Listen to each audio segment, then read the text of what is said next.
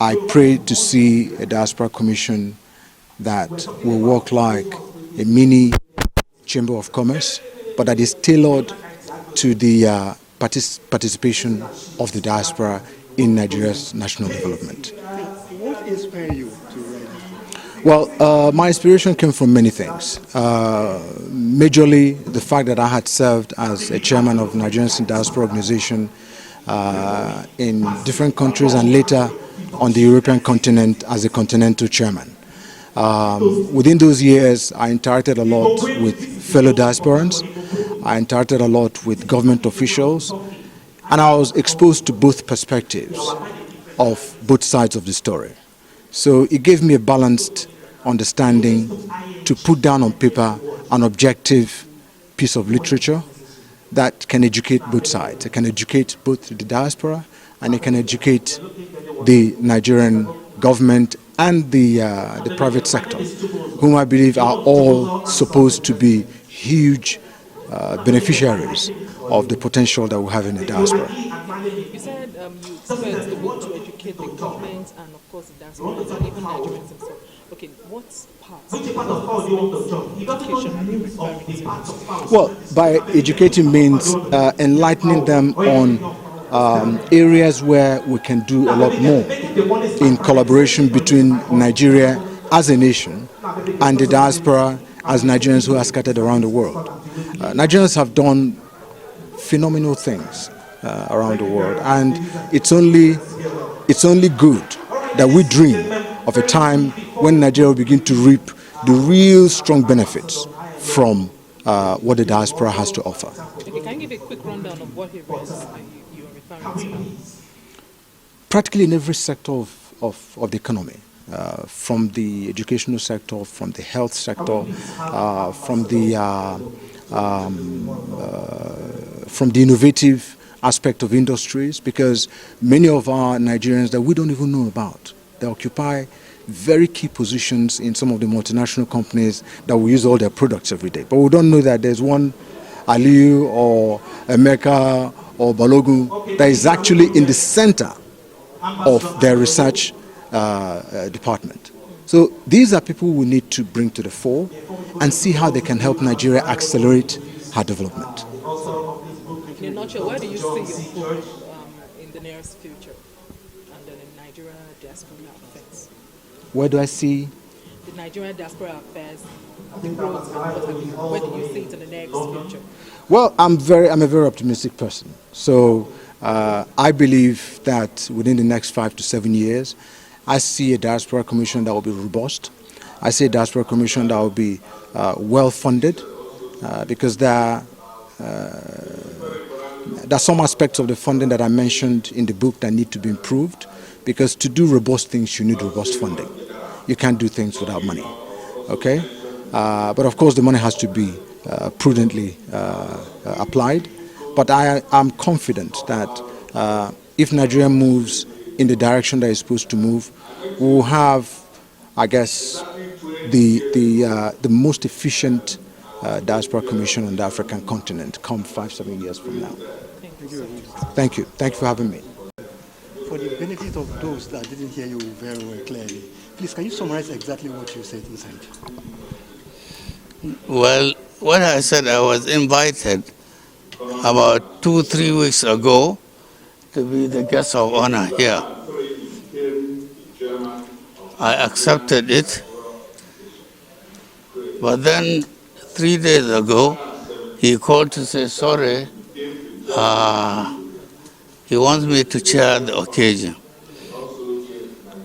I said, who are coming to the event? Of course, he mentioned some, like Ambassador Joe Keshi, Ambassador Igali, and the author himself, John George, doctor, and some others like Dr. Bala, Julius Bala. I said, yeah, I know quite a number of them, so I will come. And I'm here. Anything that the author of this book gets himself involved, you can be sure there will be success inside. He's a very hard-working individual, a true Nigerian. And I worked with him when he was the chairman of NIDO, Nigerians in Diaspora in Europe. And he led them for 2 terms with the best intentions. He was literally the best chairman we've ever had.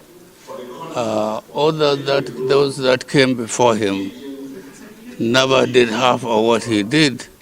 Through that, he also behaved as a first-class diaspora.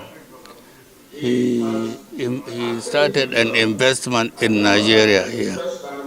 He has a glass factory, special glass which you use in houses. That does not allow noise into the house, however loud. And it's virtually finished. Very soon you will see his products in the market. Well, we tried to encourage him when I was the ambassador. Excellency, when you are a High Commissioner of Nigeria to the UK, and what advice will you give other diasporans following Dr. John George's example with this institutional memory? Well, I hope, people are made created by God. You may give all the advice possible, but the way they be molded is difficult for them to change. But John George is somebody special. He doesn't want to live fat on others. He wants to have his own thing. He wants to bring back what he learns to his country. We've had, when you're talking of diaspora, you're talking of 2 main things. The vast majority of Nigerians in diaspora are those either left this country unofficially or illegally and are there and they are hide and seek, or some others of lower grade who may not have a solid job. They're just trying to make the 2 ends meet. And there is also a group that were invited by the various countries concerned because of their qualification. Or they were there, they acquired the qualification there, they distinguished themselves, and they're there, so the country wants to retain them.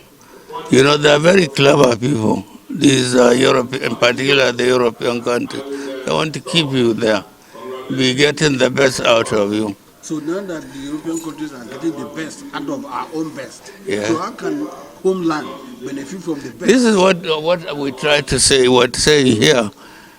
First of all, I have to thank President Obasanjo for initiating the process of bringing back diasporans, proper quality type of diasporans. And he proved that by initiating a department in the office of the Secretary to Government, appointing a PAMSEC. That's why I referred to Ambassador Joe Keshi. He did well. Ultimately, of course, became an ambassador in Foreign Affairs Ministry and later PAMSEC. He is also another hard-working, clever Nigerian. You can see he has demonstrated that even here in Nigeria. For many years in the UK as a diplomat, as an ambassador. And now you are tired, I'm tired, but not tired. My friend said you are not tired, and I agree with him. So, Nigeria, is it an investment paradise for diasporans? Well, I'm sure it is. We always tell them that this is one of the few countries where if you care to invest well, say 1 million naira, if you invest it well, you will get a minimum of 50% profit in Nigeria. You can't get 10% in anywhere in Europe, anywhere in the Americas. But still people want to be there. Of course, we have our own drawbacks, inconveniences, corruption, and so on. This is some of our problems here in this country. That's why people don't want to come here. But some good ones will be able to advise others, and they are back here, they are doing well. Others are still dragging their feet, but they want to come back.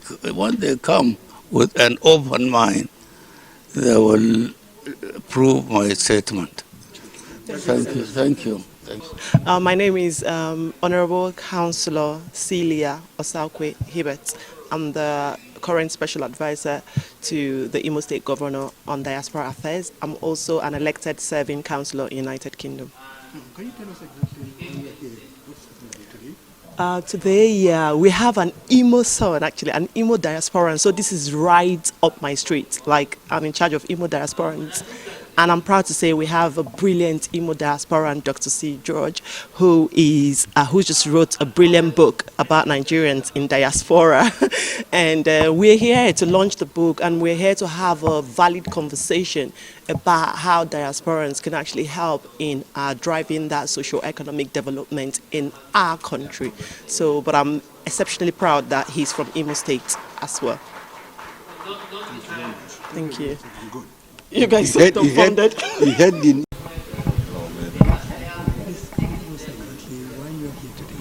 Well, I'm here today to witness the unveiling of a book on Nigerian diasporans, how to maximize the use of the expertise and knowledge of Nigerians and diaspora for national development.